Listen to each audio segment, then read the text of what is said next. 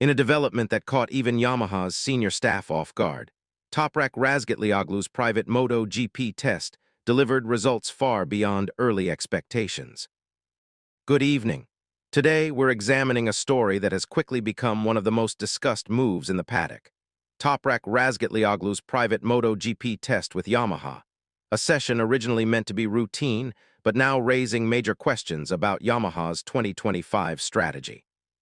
What happened inside that closed-door track day has become the subject of intense interest, as multiple sources suggest the team walked away genuinely surprised, perhaps even stunned, by what the Superbike champion managed to deliver on a full prototype machine. While the company had hoped for a measured, cautious first step, the outcomes were anything but modest. This report breaks down exactly what took place, why it matters, and how it could reshape Yamaha's near-future direction within MotoGP. The question many inside Yamaha quietly asked before the test was, could a Superbike superstar truly handle the demands of a MotoGP prototype from day one? Toprak Razgatlioglu isn't just another rider making the jump from Superbikes. He's a globally recognized champion with a signature riding style built around fierce braking control, late entries, and uniquely precise corner handling. His move toward MotoGP has long been anticipated, but Yamaha had concerns that the transition from production-based machinery to a full prototype would require a steep learning curve. Differences in tires, electronics, aerodynamics, and power delivery often make this transition extremely difficult, and even seasoned riders need considerable time before producing competitive pace. This is what made the Aragon private test so important.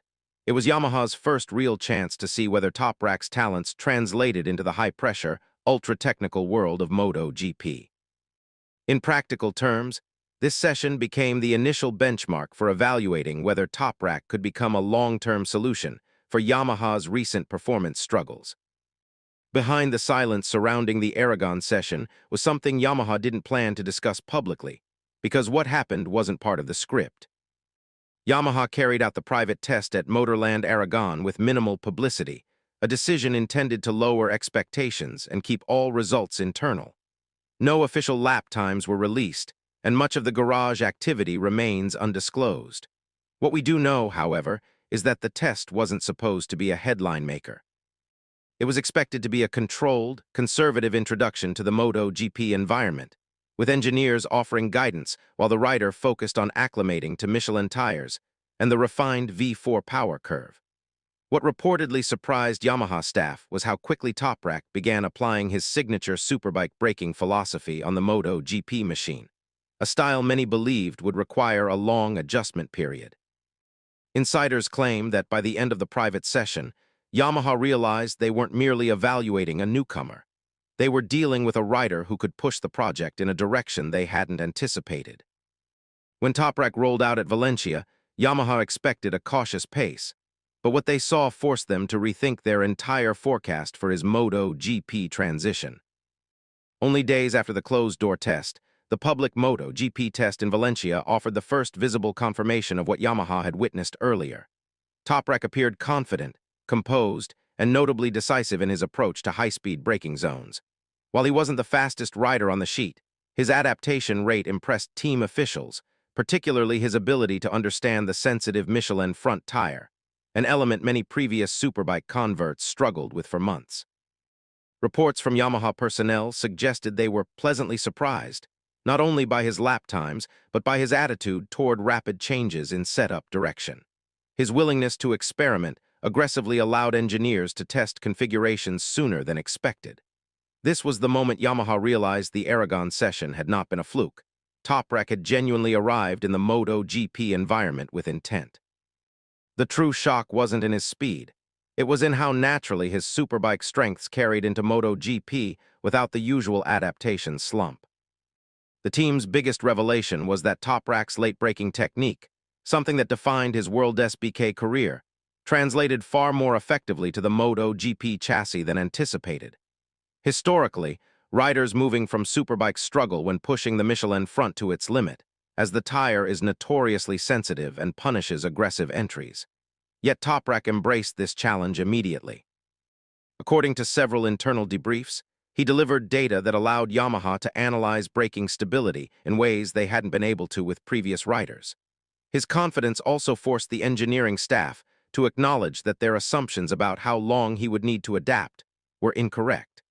This realization has shifted Yamaha's internal discussions about how quickly they want him integrated into the long-term development plan. Simply put, Toprak didn't just meet expectations, he disrupted them. But for all the excitement, Yamaha also recognized the reality. Toprak is still battling some of MotoGP's toughest learning curves. Despite a promising debut, Toprak remains behind the front-running MotoGP pace. Variations in electronics, aerodynamic load, and acceleration behavior introduce hurdles even the most talented riders need time to overcome.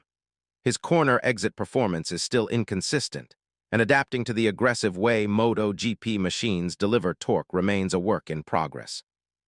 Yamaha understands that his early success doesn't guarantee immediate race-winning form, and internally, they're preparing for a long developmental process. This means the team must balance enthusiasm with strategy, ensuring they support Toprak with stability rather than pressure. Engineers are also adjusting their expectations. While they initially projected a slow onboarding period, they're now acknowledging he may require unique setup considerations that differ from traditional Yamaha riders. If Yamaha plays this correctly, Toprak's test results could be the first sign of a major competitive shift heading into 2025 and beyond. The implications of this test extend far beyond a single rider. Yamaha has been searching for a breakthrough to regain competitiveness in MotoGP, and Toprak's performance may provide the spark they've needed. His aggressive style contrasts with the smoother approach traditionally associated with Yamaha riders, potentially forcing the team to rethink development priorities. If they follow this direction, future Yamaha prototypes could adopt design changes tailored toward stronger braking stability and sharper turn-in response. For MotoGP as a whole, Toprak's arrival introduces a wildcard element, a multiple-time world superbike champion stepping into the prototype world with visible potential for disruption. While it's still early days, the possibility of Toprak reshaping Yamaha's identity is now a legitimate talking point across the paddock. In the end, the private test was meant to be quiet, but instead, it ignited one of the most compelling stories Yamaha has faced in years. To summarize, Toprak Razgatlioglu's private and public MotoGP tests have fundamentally altered Yamaha's expectations for their upcoming program. What started as a simple orientation session evolved into a revealing demonstration of natural adaptability, strong analytical instincts, and a riding style that may push Yamaha into a new era. While challenges remain, the early indications suggest that Toprak's presence could accelerate the team's progress and introduce an unpredictability that benefits both Yamaha and the broader MotoGP scene. As the 2025 season approaches, all eyes will be on how Yamaha chooses to leverage this surprising early momentum, and whether Toprak can continue turning quiet tests into major headlines.